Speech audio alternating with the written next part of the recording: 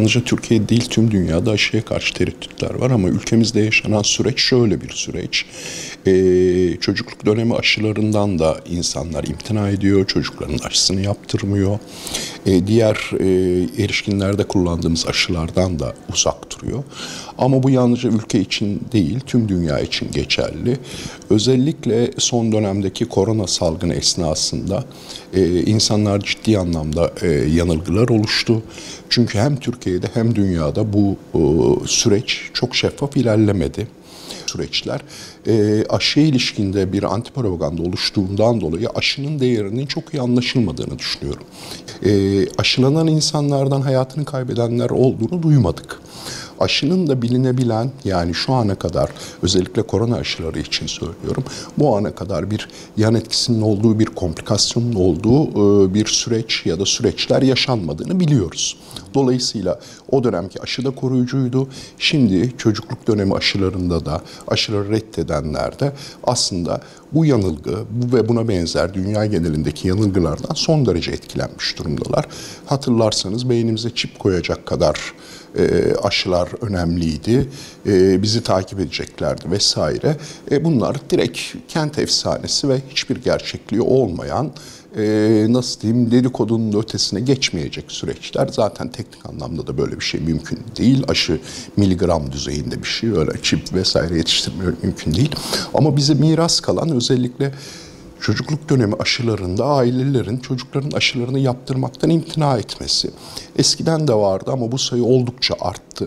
Bu şuna da yansıdı. Türkiye'de geçen yıla bile oranla çocukluk çağı, bebeklik çağı aşılarında bir gerileme var. %94'e düştü. %95'in altı aslında çok önemlidir. İstanbul'da bu daha kötü, %92'ye düştü aşılama. Yani %98'lerden bu rakama gelmesi bizim açımızdan oldukça kötü. Sağlık sistemimiz açısından kötü. Ama bu şöyle bir şey, tek başına hastaların davranışlarından kaynaklandığını düşünmüyoruz. Birinci basamak sisteminde başka şeylerle uğraşırken bu aşılama, esas iş olan bağışıklama işinin aksadığını görüyoruz. Artması aşılanma oranlarında yansıdığı için bundan sonrası, bugünden sonra artık çok daha tehlikeli bir hale gelecektir. Çünkü aşısız çocukların sayısı oldukça arttı. Tabii ki rakamları çok bilemiyoruz, yani onlar bizim elimize ulaşmıyor.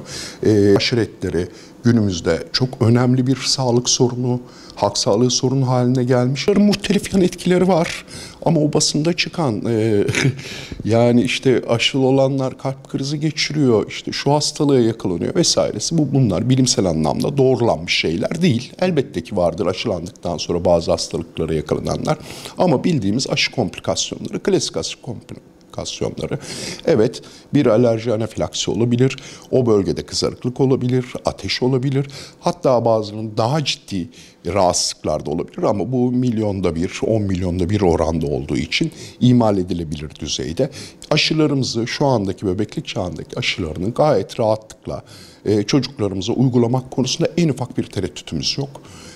Mutlaka aşılanmaları gerektiğini düşünüyoruz. Anne babaları da bu konuda çağrı yapıyoruz. Grip aşıları konusunda aslında herkesin aşı olmasına gerek yok. Yani öyle bir zorunluluk yok. Zaten bu tercih de vatandaşlarımıza bırakılıyor, kamuda ya da özelde insanlar kendileri alabiliyor. Ama kronik hastalığı olanlar, kanser hastaları, bazı hastalıklara yakalanmış insanların mutlaka bu aşıları olması gerekiyor. Onlarda süreç, çünkü bu enfeksiyona, viral enfeksiyona yakalandığında, gribal enfeksiyona yakalandığında süreç çok hızlı ve olumsuz bir biçimde ilerlediği için aşılanması gerekiyor. Yani dezavantajlı grupların, işte kalp yetmezliği, akciğer sorunu, karaciğer sorunu olanlar, diğer enfeksiyonları, immün yetmezliği olanların mutlaka aşılanması gerekiyor.